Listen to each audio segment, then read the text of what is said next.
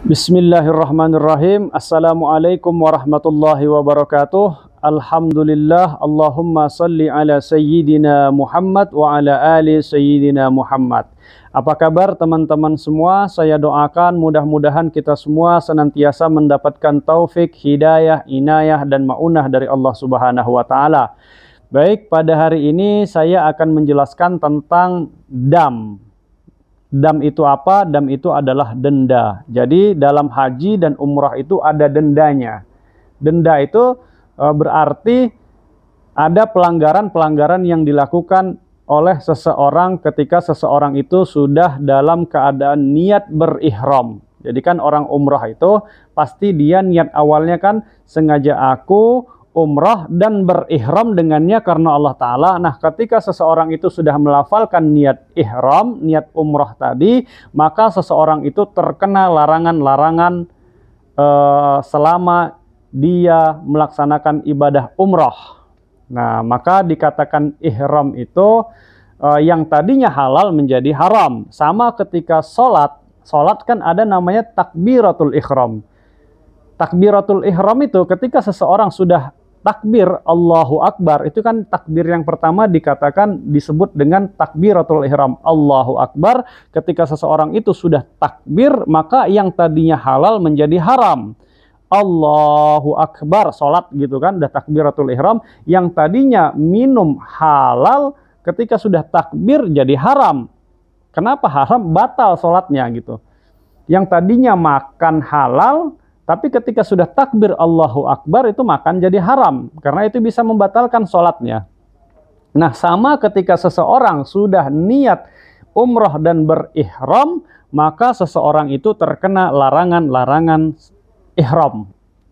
Nah, para jamaah haji, jamaah umrah itu taunya itu ketika dia melanggar larangan ihram itu, dam itu kambing aja gitu. Padahal dam itu tidak selamanya kambing gitu. Nah, itu yang akan kita bahas pada hari ini. Nah, apa saja jenis-jenis dam itu? Jadi, dam itu ada 4 macam. Ada namanya dam tartib, ada dam takhyir dan takdir, ada dam tartib dan ta'dil, ada juga dam takhyir dan ta'dil. Apa itu dam tartib? Dam tartib itu kita boleh milih. Jadi bukan dam tartib itu dam tartib itu harus menyembelih kambing 1 ekor. Nah, jadi 1 pelanggaran 1 ekor gitu kan. Tetapi kalau kambingnya nggak ada gitu, tidak ada kambing di sana, maka harus melaksanakan puasa 10 hari. 3 hari ketika di tanah suci dan 7 hari ketika pulang ke tanah air.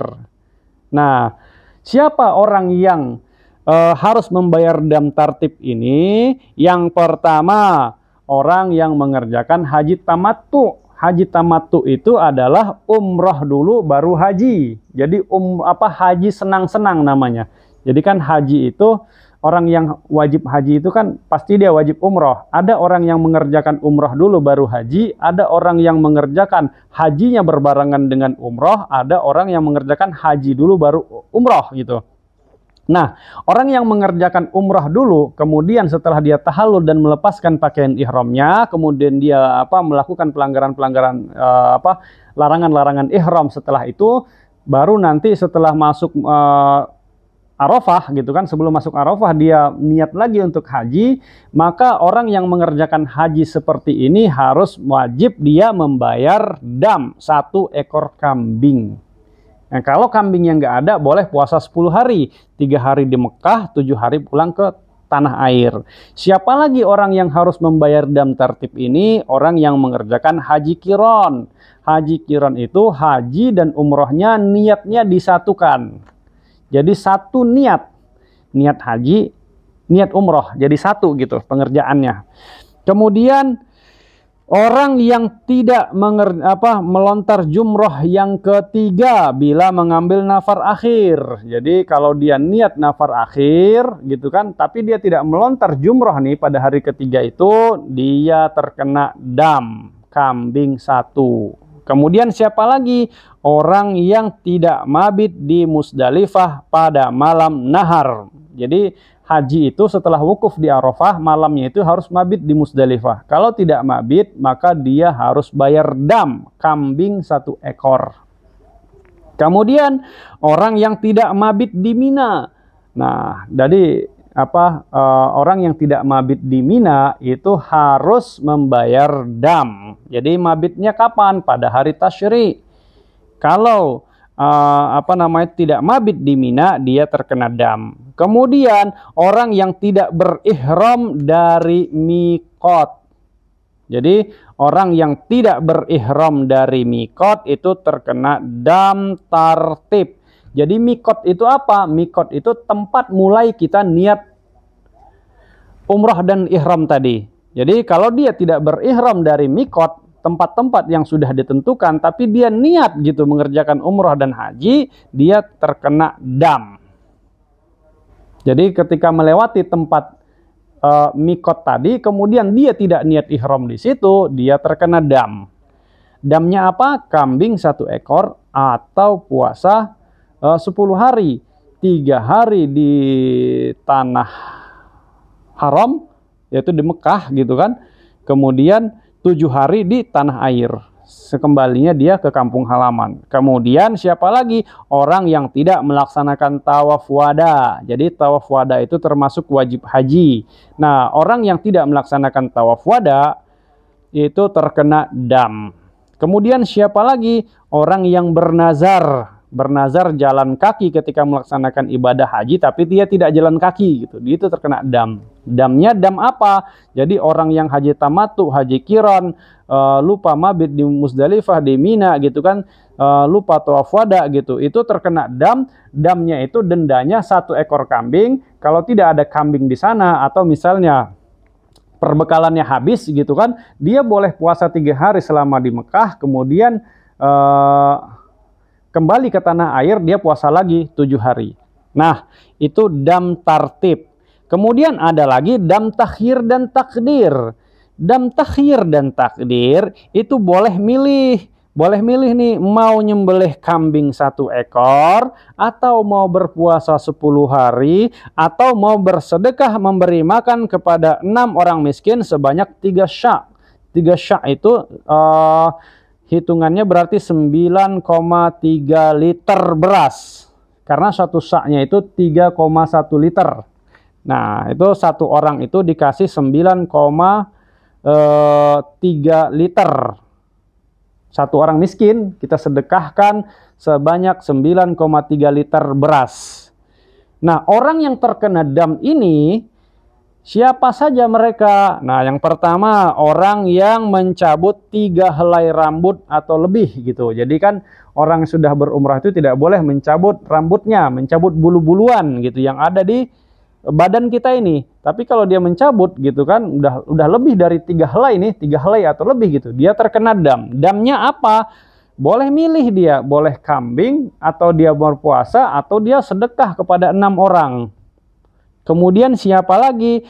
Yaitu orang yang memotong kuku. Nah, kalau sudah niat ihram nggak boleh motong kuku. Kalau dia motong kuku kena dam. Kemudian siapa lagi? Laki-laki yang mengenakan pakaian berjahit. Jadi kalau tidak mengenakan pakaian ihram, terus dia mengenakan pakaian berjahit nih, itu terkena dam. Damnya dia boleh milih, mau dam bayar kambing boleh, mau puasa boleh, mau sedekah boleh. Kemudian siapa lagi? Laki-laki yang menutup kepala. Nah, jadi laki-laki itu nggak boleh selama dia ihram gitu kan, udah niat ihram, dia nggak boleh menutup kepalanya. Kalau dia menutup kepalanya kena dam, kena denda. Siapa lagi? Orang yang memakai wewangian. Nah, ingat kalau sudah umrah gitu kan nggak boleh memakai wangi-wangian. Nah, yang harus diperhatikan Bapak, Ibu, teman-teman yang mau umrah ini, itu kalau di hotel ini hati-hati dengan yang namanya sabun. Sabun itu ada beberapa jenis sabun itu yang ada pewangi dalamnya gitu. Iya kan? Ada sabun yang rasa stroberi gitu. Wanginya wangi stroberi. Itu ada pewanginya. Hati-hati dengan sabun ketika kita dalam keadaan berihram. Lebih baik kalau mau cuci tangan jangan pakai sabun, pakai air biasa saja. Itu menjaga kehati-hatian gitu. Takutnya di dalam sabun itu ada pewanginya. Kemudian siapa lagi? Orang yang rafas atau rafas itu apa itu berkata-kata kotor yang mengarah kepada pornografi gitu. Itu kena dam. Kemudian orang yang melakukan perbuatan yang menjadi pengantar bagi perbuatan seksual, nah, itu kena dam juga. Hati-hati yang suami istri yang berangkat misalnya sekamar gitu kan, hati-hati jangan sampai ya jangan bermesra-mesraan dulu gitu dalam keadaan berihram itu.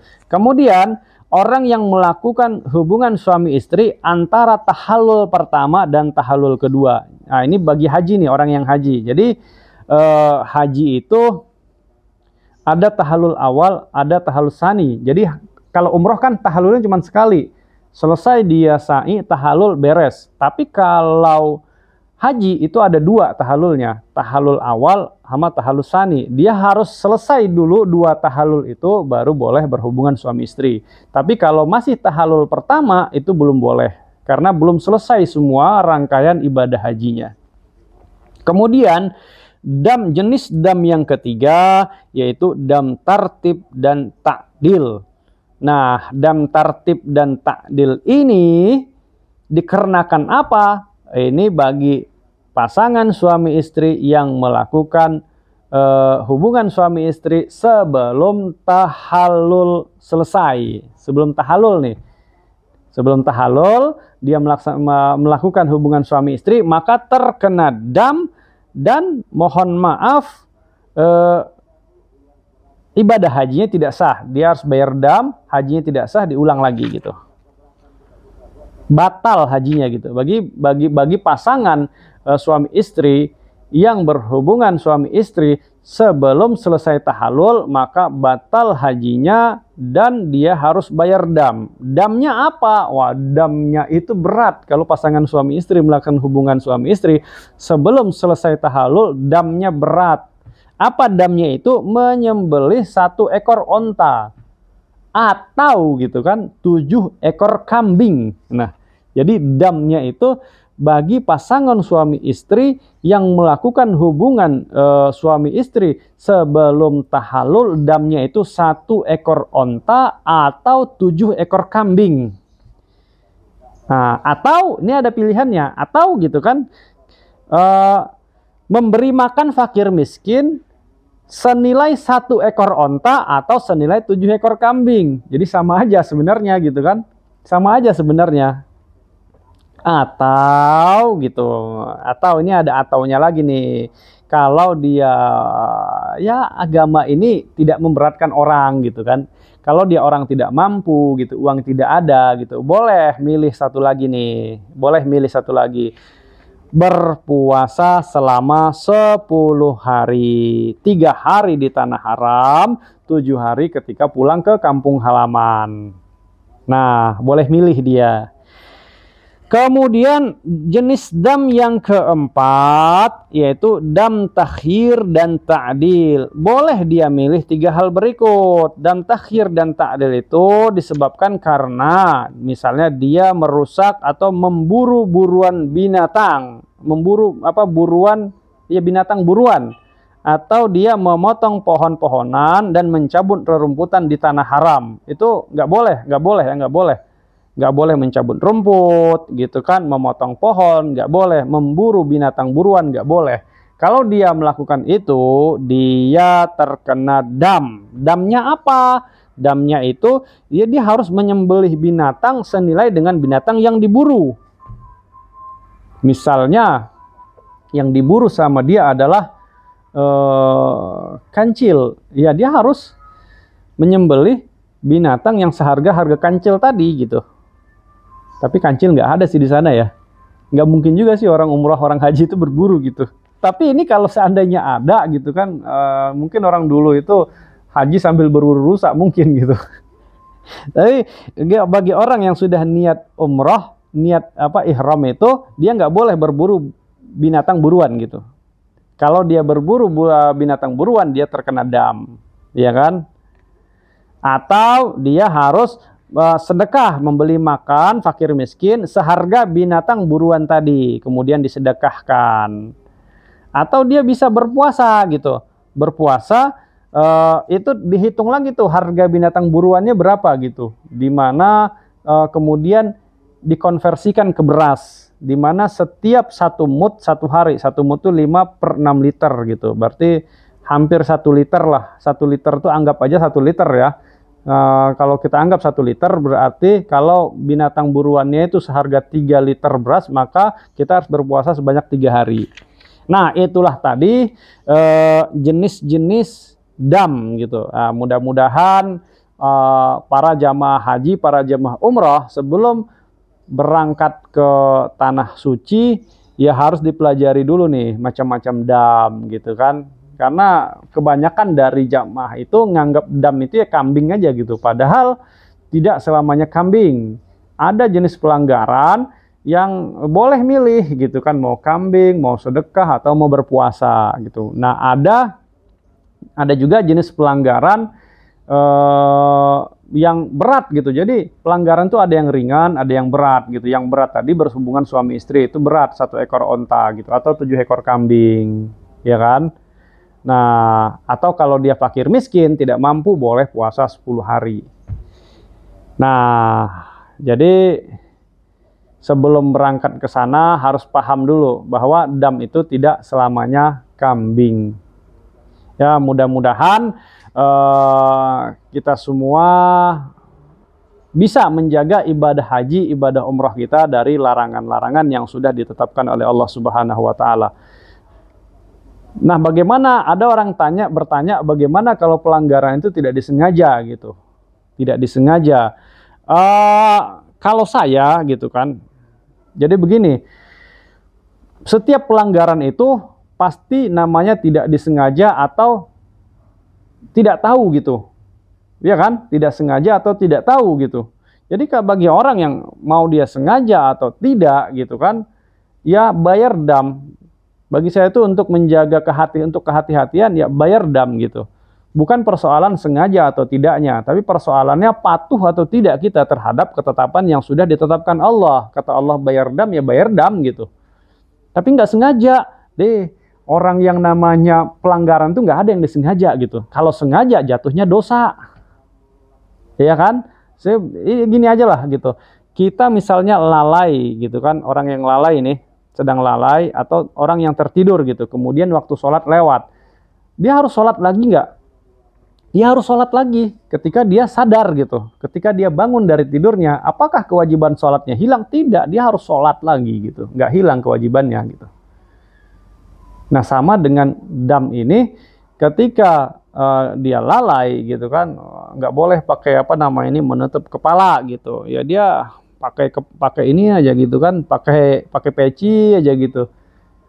Tiba-tiba baru ingat, oh iya nggak boleh gitu. Udah tetap bayar dam gitu, tetap bayar dam. Untuk kehati-hatian aja gitu kan, untuk kehati-hatian aja. Bayar dam gitu.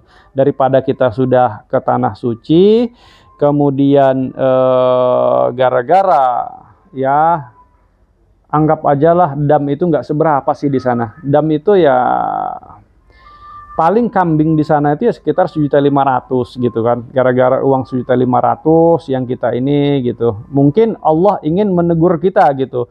Lebih sayang mana nih? Duit 1.500.000 atau pahala umrohnya gitu. Mungkin Allah sayang sama kita gitu, ingin menjadikan kita itu orang yang dermawan mungkin gitu kan. Pasti setiap kejadian-kejadian yang ada pada diri kita itu pasti ada hikmahnya gitu. Nah, demikian teman-teman, mudah-mudahan saya doakan teman-teman yang menonton channel ini bisa berangkat haji, bisa berangkat umroh sama keluarga. Berangkat umroh juga bisa setiap tahun, diberikan kesehatan, kekuatan, keselamatan selama pengerjaan ibadah haji dan umroh. Demikian, wabillahi taufik wal hidayah. Wassalamualaikum warahmatullahi wabarakatuh.